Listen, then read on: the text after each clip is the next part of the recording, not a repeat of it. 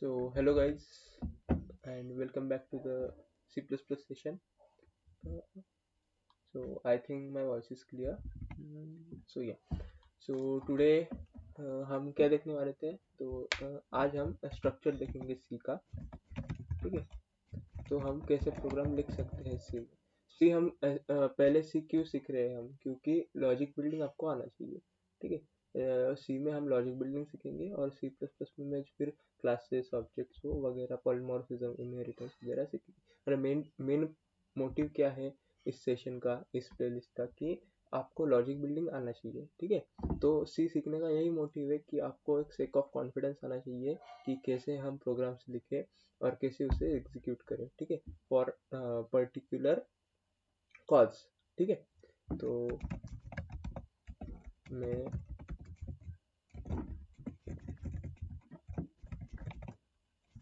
ठीक है, अब ये जो देख रहे हो, अब आपको लगेगा कि यार मैंने क्या लिखा, ठीक है? तो ये सिंपल सी का स्ट्रक्चर है, ठीक है? इसे तुम्हें पहली बात तो आपको फुल रटना पड़ेगा, ठीक है? आप बिगिनर्स हो, आप पहले ही सी में आए हो और आपको कुछ इतना आइडिया नहीं है सी का क्या है क्या नहीं, तो मैं इतना सजेशन दूंगा कि तो आप फुल रटो, ठीक है? फुल रट लो।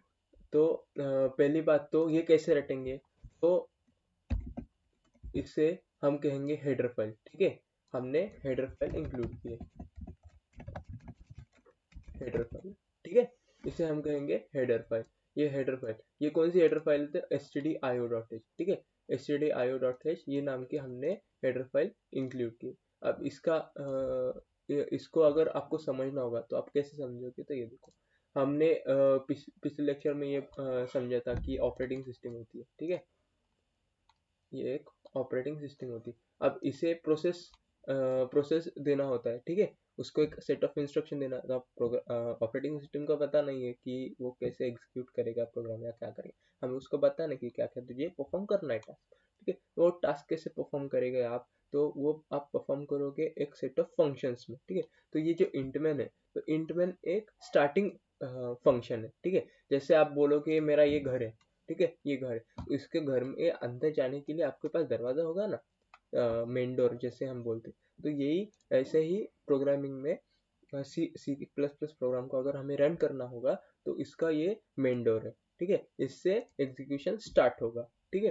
तो ये मेन मेथड। अब ये मेन क्या है? तो एक फंक्शन है, ठीक है? फंक्शन मतलब क्या? सेट ऑफ इंस्ट्रक्शंस, ठीक है? Set of instruction. For example, मैं अगर प्रोग्रामर को बोलता कि मेरे को हेलो वर्ल्ड प्रिंट करो, ठीक है? तो हेलो वर्ल्ड ये क्या हुआ? एक इंस्ट्रक्शन हुई, ठीक है? तो ऐसे बहुत सारे इंस्ट्रक्शन, हेलो वर्ल्ड, ठीक है? अब ये क्या हो गया? ये दूसरी इंस्ट्रक्शन हुई। तो ऐसे ग्रुप ऑफ इंस्ट्रक्शंस, ठीक है? ये इसका ग्रुप, सेपरेट इंस्ट्रक्शन को हम ग्रुप करेंगे और उस ग्रुप ऑफ इंस्ट्रक्शंस को किसी नाम से हम कॉल कर सकते हैं। तो हम फॉर एग्जांपल इंट मेन में ही ये लिख देंगे। तो ये क्या हुआ? तो ये सेट ऑफ इंस्ट्रक्शन हुए, ठीक है? इंस्ट्रक्शन हमने एक प्रोसेस में डाल दिया, एक फंक्शन में हमने दे दिया, ठीक है? तो ये फंक्शन हम जब कॉल करेंगे तब ये जो स्टेटमेंट्स होंगे ये एग्जीक्यूट होंगे, बराबर? अब आगे, अब ये मैंने डायरेक्टली लिखा है हेलो, ये हमें डायरेक्टली नहीं लिखना है, ये भी हम पढ़ेंगे कि कैसे लिखना है क्या लिखना है, ठीक है? तो बोलने का मोटिव ये था कि हमें ये रटना पड़ेगा ये स्ट्रक्चर, ठीक है? तो ये कैसे रटे ये देखो। तो हेलो, तो stdio, अब stdio ऊपर मैंने stdio.h क्या बोला? तो मैंने अभी बोला आपको कि एक प्रोसेस है। अब इंट मेन क्या है? तो ये स्टार्ट फंक्शन, इससे हमारा प्रोग्राम एग्जीक्यूट होगा। तो ऐसे कोई फंक्शन है तो इसे हम क्या कहेंगे? एक फंक्शन के फंक्शन क्या है ये हम आगे पढ़ेंगे, ठीक है? बट अभी फिलहाल आपको ये समझना है कि यार ये फंक्शन है, ठीक है? ये कुछ तो भी रहता है फंक्शन जैसा, वो हम आगे पढ़ेंगे कि फंक्शन क्या होते हैं, क्यों यूज होते हैं, ठीक? तो इंट मैन ये एक फंक्शन है, हाँ? तो उसके इंट मैन, अब जैसे इंट मैन फंक्शन है वैसे बहुत सारे फंक्शंस ऑलरेडी है डिफाइंड, ठीक है? डिफाइंड। अब अगर आपको यूजर से इनपुट लेना है या आउटपुट लेना है, तो आपको क्या लगेगा? ऐसे ही कोई तो भी प्रोसेस लगेगी जो आपको यूजर से इनपुट लेके देगी और उसके बाद आउटपुट भी शो करेगी, ठीक है? तो ये जो सारे फंक्शंस है, तो ये फंक्शंस एक पैकेज में बंद किए। मतलब क्या हुआ कि ये तुम्हारा घर है, ठीक है? तो एक घर में एक खोली है, ठीक है? एक रूम है, दूसरे रूम है, ठीक है? तीसरी रूम है। तो ये क्या हुआ है, 2-3 रूम का एक सेट ऑफ पैकेज हुआ घर तुम्हारा, ठीक है। तो वैसे ही ये इनपुट आउटपुट फंक्शंस के लिए, जैसे इनपुट लेने के लिए एक फंक्शन, इनपुट आउटपुट देने के लिए एक फंक्शन, तो इसका एक सेट ऑफ पैकेज बनाया है सी में, तो उस पैकेज को हम कहते हैं हेडर फाइल, ठीक है। तो वो हेडर फाइल कौन सी नाम से, तो stdio। अब stdio का मतलब क्या, तो स्टैंडर्ड इनपुट आउटपुट, ठीक है, standard input output dot H मतलब हेडर फाइल, ठीक है, स्टैंडर्ड इनपुट आउटपुट की हेडर फाइल। तो ये हेडर फाइल अगर हमें अपने प्रोग्राम में लानी होगी तो हमें ये सिंटेक्स फॉलो करना पड़ेगा, हैश इंक्लूड बोल के, और इसके में इस ब्रैकेट में हमें stdio देना पड़ेगा, कौन सी भी हेडर फाइल होगी उसको हमें यहाँ स्पेसिफाई करना होगा, तो वो हमारे प्रोग्राम में आ जाएगी, ठीक है। अब ये फुल रटना है आपको, ठीक है, ये जो स्टेटमेंट है, ये जो कोई भी स्टेटमेंट है, ये पूरी रटनी है। फिर उसके बाद हम समझेंगे, एक पॉइंट आएगा जब आपको समझ में आएगा कि हाँ यार, कि ये क्यों लिखा था मैंने, ठीक है। बट अभी फिलहाल आपके पास इतनी कैपेसिटी नहीं है कि मैं आप बोलूंगा कि ये इंट मैंने क्यों लिखा, तो आपने यहाँ पे इंट क्यों लिखा, आपने यहाँ पे वॉइड क्यों नहीं लिखा, ठीक है, या आपने यहाँ पे फ्लोट क्यों लिखा, या आपने यहाँ आपने कैर क्यों नहीं लिखा, ठीक है। तो ये मैं बताऊंगा तो भी तो आपको समझ में नहीं आने वाला, ठीक है। तो अब भी फिलहाल ये स्टेज है हमारे कि हमें फुल रटना है प्रोग्राम, ठीक है। अब मैंने जैसे बोला, अब जिसने अभी डायरेक्टली ये वीडियो अगर खोला होगा तो आप कंफ्यूज हो गए कि मैं क्या लिख रहा, कैरेक्टर फ्लोट। तो मैंने पिछले वीडियो में आपको डेटा टाइप्स के बारे में बताया था कि कौन से डेटा टाइप होते हैं, क्यों जरूरत पड़ती है, वेरिएबल्स के बारे में बताया था, ठीक है। तो आप वो वीडियो देख लीजिएगा, ठीक है। तो उसके बाद मैं फिर से बता रहा हूँ कि आपको ये रटना होगा, ठीक है। तो ये क्या है, तो ये है मेन फंक्शन, ठीक है, फ्रॉम वेयर द एग्जीक्यूशन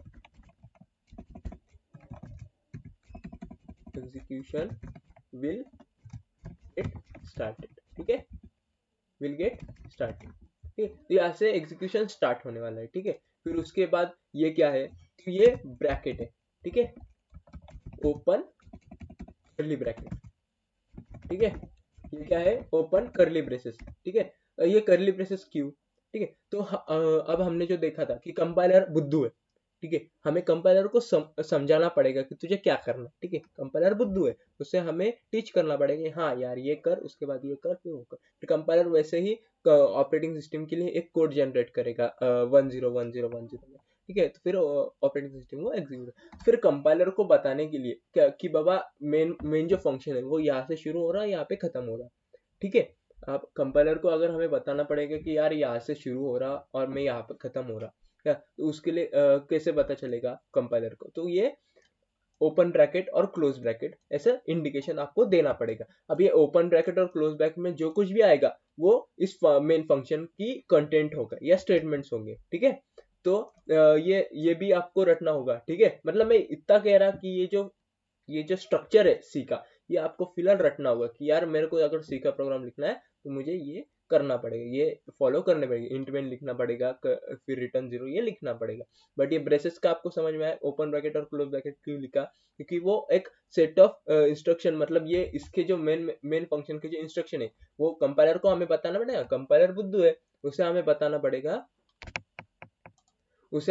पड़ेगा कि भाई यहाँ से मेन फंक्शन शुरू हो रहा और यहाँ पे खत्म हो रहा, ठीक है। तो ये कैसे इंडिकेशन देंगे हम, ये कर्ली ब्रेसेस से। अब उसके बाद आपको किसी को डाउट आ गया कि ये क्या है, ये सर्कुलर ब्रैकेट, ये ओपन ब्रैकेट और क्लोज ब्रैकेट ये क्यों डाला है, तो सॉरी पॉज हो गया तुम्हें, ठीक है। तो अब किसी को सवाल आएगा कि यार ये ब्रेसेस क्या है, ओपन सर्कुलर ब्रेसेस, तो ये आपको देना पड़ेगा, ठीक है। ये मेन लिखने के बाद ये देना पड़ेगा, कि क्यों दे रहे हैं हम ये हम बाद में देखेंगे, बट मैं फिर भी एक बार फिर से बोल रहा हूँ कि आपको ये रखना पड़ेगा, ठीक है। तो यहाँ पे मैं लिख देता कि भाई ये है क्लोज ब्रैकेट, ठीक है, और ये है रिटर्न 0, ठीक है। ये मैंडेटरी स्टेटमेंट,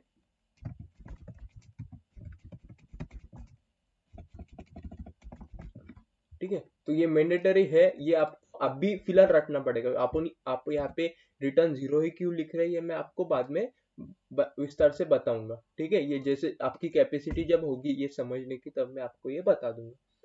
तो ये आपको फिलहाल क्या करना है, रटना है कि यार ये स्टेटमेंट है। उसके बाद आगे तो आपने पिछले वीडियो में देखा था कि वेरिएबल्स क्या होते हैं। वेरिएबल्स को नाम देने के कुछ रूल्स थे कि अंडरस्कोर ही चलेगा, डिजिट्स और अल्फाबेट यूज कर सकते हैं बट पहले डिजिट नहीं आना चाहिए, ठीक है। फिर स्पेशल सिंबल में सिर्फ आप अंडरस्कोर यूज कर सकते हैं, बाकी दूसरा कुछ यूज नहीं कर सकते, ठीक है।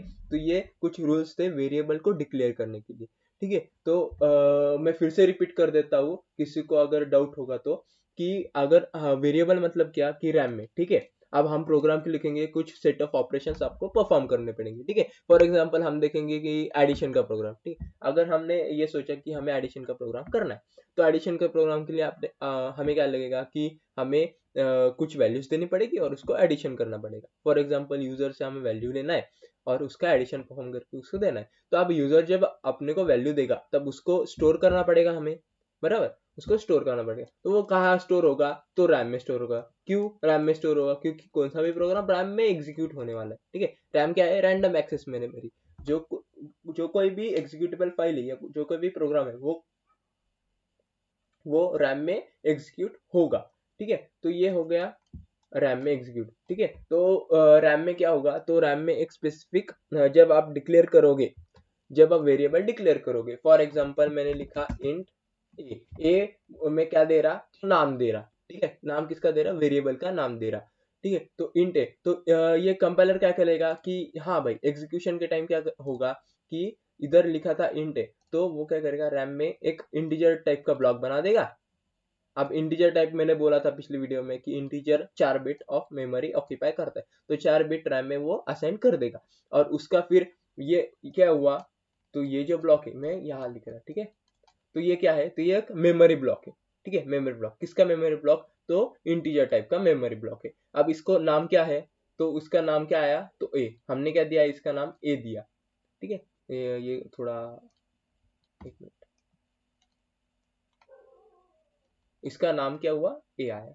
और इसको एक एड्रेस भी मिला, बराबर। मैंने पिछली वीडियो में बताया कि मेमोरी ब्लॉक को एक नाम भी रहेगा और एक एड्रेस। एड्रेस क्यों लगेगा, तो भाई रैम में ऐसा नहीं है ना कि कंटिन्यूसली तुमको पूरा पूरा रैम कंटिन्यूसली 1 2 3 4 ही मिलेगा आपको, ऐसा नहीं है। दूसरे पे प्रोग्राम्स रन हो रहे होंगे तो उसको भी मेमोरी देनी पड़ेगी। तो ऐसा नहीं चल सकता ना कि भाई सिर्फ तेरे लिए ही रैम ऑक्यूपाई है, ऐसा नहीं हो सकता। तो इसीलिए आपको ये एश्योरिटी नहीं है कि आपको लाइन वाइज आपको मेमोरी ब्लॉक मिलेगी। फॉर एग्जांपल रैम है आपकी 100 बाइट की, 100 बाइट्स की अगर रैम है, और इस मेमोरी ब्लॉक को लग रहा है 4 बाइट, 4 बाइट, और ये बिट है, ठीक है। 100 बिट की मेमोरी है, तो 4 बिट के लिए कितना हुआ, 8 8 16 8 32 और 8 52 फॉर एक मिनट, हाँ 32, बराबर। 8 × 2 8 × 4 32, 8 bit is equals to 1 byte, ठीक है, बताया आपको। तो ये 8 बिट, तो 32, ठीक है। तो ये 32 बिट्स ये ऐसे तो नहीं दे सकता, बराबर। ऐसे सीरियली नहीं दे सकता कि 1 to 32, ऐसा नहीं दे सकता। दूसरा भी कोई प्रोग्राम होगा उसको भी चाहिए होगे, तो ऐसा नहीं हो सकता कि 1 to 32 ही बिट मिलेगी आपको, 32 टू आगे से मिलेंगे या 50 से आगे आपको 32 बिट्स मिल सकते हैं, कुछ भी हो सकता है। तो ये स्टोर करने के लिए भी कोई चाहिए ना, तो इसके लिए पर्टिकुलर एड्रेस देना पड़ेगा उसको, ठीक है। तो इसके मेमोरी ब्लॉक को एड्रेस भी मिलेगा कुछ, तो एड्रेस की रेंज है, ठीक है। सी प्लस में जब एड्रेस होगा तो एड्रेस की जो रेंज है, वो रेंज क्या है, तो 0 से 65535, इस रेंज में ही आपको वो मिलेगा, ठीक है। इस रेंज में ही आपको वो एड्रेस मिलेगा। ये एड्रेस हम नहीं देंगे, ये ऑपरेटिंग सिस्टम ही रैम में से उठा के देगा, ठीक है। फिर ये आपको सवाल आएगा 65535 ही क्यों, 0 से 65535 ही क्यों एड्रेस मिलेंगे, इससे आगे क्यों नहीं। तो ये सवाल जो है, ये इसका आंसर आपको थोड़ी देर बाद मिलेगा, ठीक है। थोड़ी देर हमारा मतलब कुछ आप जो आगे सीखोगे तो इसमें एक टाइम आएगा जब मैं आपको बताऊंगा कि 65535 ही क्यों, ठीक है। तो फॉर एग्जांपल इसको मेमोरी मिली 1042, ठीक है। ये मेमोरी एड्रेस मिल गया इसको और इसको नाम है ए, ठीक है। तो क्या हुआ कि ए डिक्लेयर हो गया, वेरिएबल डिक्लेयर हो गया जिसका नाम क्या है, ए है, और उसका मेमोरी एड्रेस है ये, ठीक है। मतलब हम दो प्रकार से अब इसमें हम वैल्यू स्टोर कर सकते हैं। फॉर एग्जांपल यूजर ने दिया 10, तो 10 इस मेमोरी ब्लॉक में स्टोर हो जाएगा, ठीक है। तो फिर इस 10 को अगर हमें एक्सेस करना है तो हमें पास दो रास्ते, एक तो हम इसका नाम बुला सकते हैं कि यार आजा आजा तू इधर, तेरे इसमें जो वैल्यू है मुझे दे, ठीक है। तो फिर ये क्या बोलेगा, ये ले 10 ले ले, ठीक है। या हमारे पास दूसरा ऑप्शन है कि हम ये एड्रेस से पुकारे उसको कि 1042 में जो कोई भी है वो आ जाए, ठीक है। तो वो आ सकता है, 10 हमें वहां पे मिल जाएगा, ठीक है। तो ये हो गया मेमोरी ब्लॉक का खेल, ठीक है। तो ये है डिक्लेरेशन, ठीक है। ये है वेरिएबल डिक्लेरेशन। मैंने क्या किया, इंट ए,